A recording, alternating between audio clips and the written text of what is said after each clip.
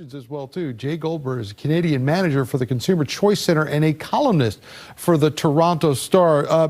Jay, thanks for being with us. I want to point out at the top, you're not speaking for Canada. You're a consumer analyst, so we want to get that out of the way right there. So, you know, I watched a hockey game recently, which I saw something I'd never seen before.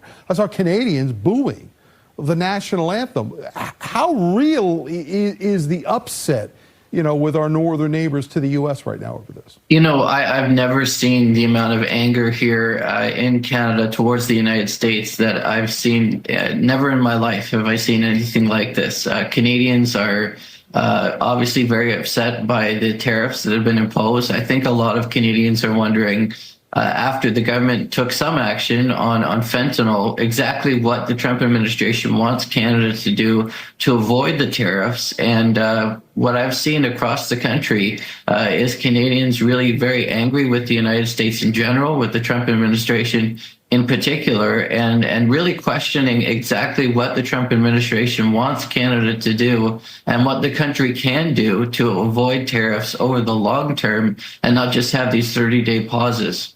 What has been the economic impact do you think is going to be, not only from the trade going into the United States, but the United States trade going into Canada? Because Prime Minister Justin Trudeau has also announced that he will retaliate with tariffs of his own. Yeah, look, tariffs are taxes. They're taxes paid by domestic consumers. And so when the Trump administration imposes tariffs, Americans are paying. And when the Trudeau government imposes tariffs here in Canada, Canadians are paying. And there's no doubt about it. Economic analysts are showing that if the Trump administration imposes tariffs and if the Trudeau government retaliates, what we're going to have here in Canada is a recession because 77% of our exports go to the United States. Canada is heavily reliant on the U.S. market. And so to have these tariffs on our goods is going to be incredibly disruptive for the Canadian economy and will definitely send the country into a recession if they're in place over the long term. So, Jay, this has been, you know, a point of debate even in conservative circles, no less than the Wall Street Journal, not exactly a liberal publication, called this the stupidest trade war. What is the reaction in Canada about why this is happening? Are there real, you know, imbalances between our trade in the two countries?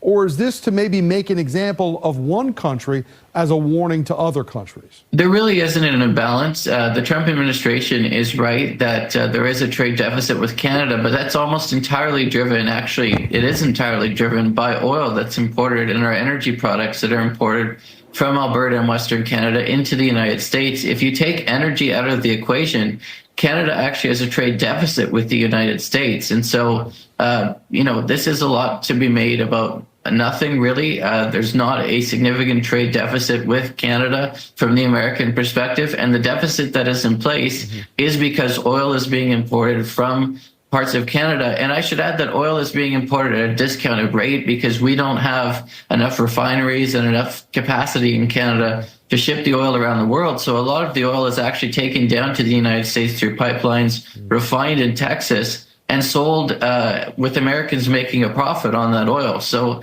the trade deficit the Trump administration is talking about really doesn't exist. And again, I think a lot of Canadians are wondering, exactly what does Canada need to do? What can we do to avoid these tariffs long term and have it taken off the table? You know, the administration is saying we need to deal with you know, fentanyl on the border. The government's done that to some extent. Right. You know, what does the Trump administration want to see the government do further? I think we really need to see an articulation of exactly what the Trump administration wants. But, you know, Jay, one of the things the president has been saying is the reason he's been looking at this is because Canada has been stealing U.S. industry over the border, like, you know, car manufacturing elements, and that is losing American jobs. Has Canada, you know, snatched up these businesses that were originally for the United States and the president wants them back? That seems like it would be something that would be beneficial to the American worker. Well, look, Canada and the United States have had the auto pact since 1965 that has said free trade when it comes to autos and auto parts between the two countries. It was the precursor to free trade agreements between Canada and the United States that were signed in the 80s and the 90s. And then, of course, the USMCA was signed under the first Trump administration.